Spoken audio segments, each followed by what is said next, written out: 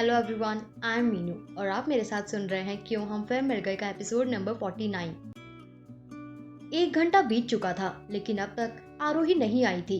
आयुष अपनी जगह पर बैठे अपनी कुर्सी को बार बार घुमाए जा रहा था और घड़ी की ओर देख रहा था। 1 घंटे बाद आयुष के कैबिन पर नॉक होता है। आयुष को पूरा विश्वास था कि यह आरोही है। बिना एक भी सेकंड गवाए आयुष कहता है, कम इन। दरवाजा खुलता है और सामने से आरोही अंदर दाखिल होती है। आरोही की नजरें झुकी हुई थी। आयुष अपनी जगह से खड़ा होता है और आरोही के लिए कुर्सी पीछे करता है। आरोही अपनी जगह पर बैठ जाती है और आयुष फिर जाकर अपनी जगह पर बैठ जाता है। कुछ समय के लिए पूरे कमरे में सिर्फ सन्नाटे की जगह थी। आरोही ने एक भी बार आयुष की ओर नहीं देखा था, लेकिन आयुष आरोही को ही देखे जा रहा था। आयुष सन्नाटे को तोड़ता है और कहता है, आरोही देखो, मैं कोई नहीं हूँ तुमसे माफी मांगने वाला, क्योंकि मैंने जो भी किया था वो गलत था। लेकिन आरोही बीच में ही बोल पड़ती है। आरोही की आंखों में पानी था, लेकिन वो अपने आप को किसी तरह कंट्रोल करके बैठी थी। आरोही आगे बोलती है, मैं नहीं सोचना चाहती हूँ अभी किसी भी रिश्ते के बारे में।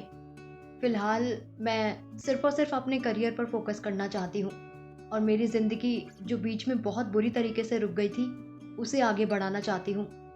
आज मैं इस मीटिंग में सिर्फ और सिर्फ इस नौकरी के लिए आई हूँ, तुम्हारे लिए नहीं, हमारे रिश्ते के लिए नहीं, हमारे प्यार के लिए नहीं। मैं सिर्फ तुमसे नौकरी मांगना चाहती हूँ और कुछ नहीं। आयुष आरोही की बात सुनकर निराश तो हुआ था, लेकिन आयुष चुप हो जाता है और आगे कुछ नहीं बोलता।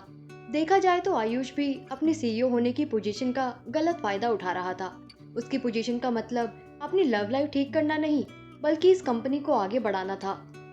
आयुष थोड़ा वक्त लेता है अपने आप को संभालने के लिए और उसके बाद आरोही से कहता है, कितना वक्त चाहिए तुम्हें?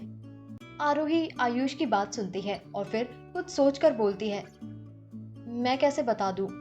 देखो, सबसे पहले मैं अपना नाम बनाना चाहती हूँ और मैं इस लायक बनना चाहती हूँ कि अगर मैं बिल्कुल अकेली भी पड़ जाऊं तो भी मैं अपना और अपने परिवार का गुजारा कर सकूं। मुझे शौक नहीं है अपने नाम को बड़े बड़े अवार्ड्स या मैगजीन्स के ऊपर लिखा देखना, पर मैं बस लाचार नहीं बनना चाहती, जिस वजह से मैं अपने करियर में कुछ करना चाहती हूँ। आयुष थोड़ी देर के लिए चुप हो जाता है और कुछ सोचकर बोलता है, तो ठीक है, जब तक ऐसा नहीं हो जाता तुम्हारे और मेरे बीच में सिर्फ एक एम्प्लॉय और बॉस का ही रिश्ता रहेगा। लेकिन जिस दिन तुम्हारा नाम बन जाएगा उस दिन तुम खुद आओगी और हमारे रिश्ते की बात को आगे बढ़ाओगी। आरोही हल्का मुस्कुरा देती है और उसके बाद अपना सर हाँ में हिलाती है।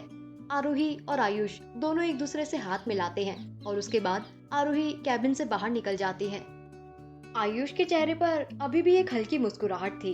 वो अपना फोन उठाता है और किसी को फोन मिलाता है और कहता है, डिजाइनर्स वाला सेमिनार कब है? दूसरी तरफ से आवाज आती है, सर अगले हफ्ते। हमारी कंपनी की तरफ से कौन से डिजाइनर्स गए हैं? सर यू डोंट वरी, जैसे ये सेमिनार बहुत ज़्यादा पॉपुलर है, वैसे ही हमारी तरफ से भेजे गए डिज़ाइनर्स भी इंडस्ट्री में बहुत पुराने और पॉपुलर हैं। हर साल की तरह इस साल भी हमारी ही कंपनी को बेस्ट डिज़ाइनर्स का अवार्ड मिलेगा। बदल दो डिज़ाइनर्स को, इस सेमिनार में मिस आरोही जाएगी। कहानी में आगे क्या होगा जानने के लिए सुनते रहिए कहानी के आने वाले एपिसोड्स। Thank you.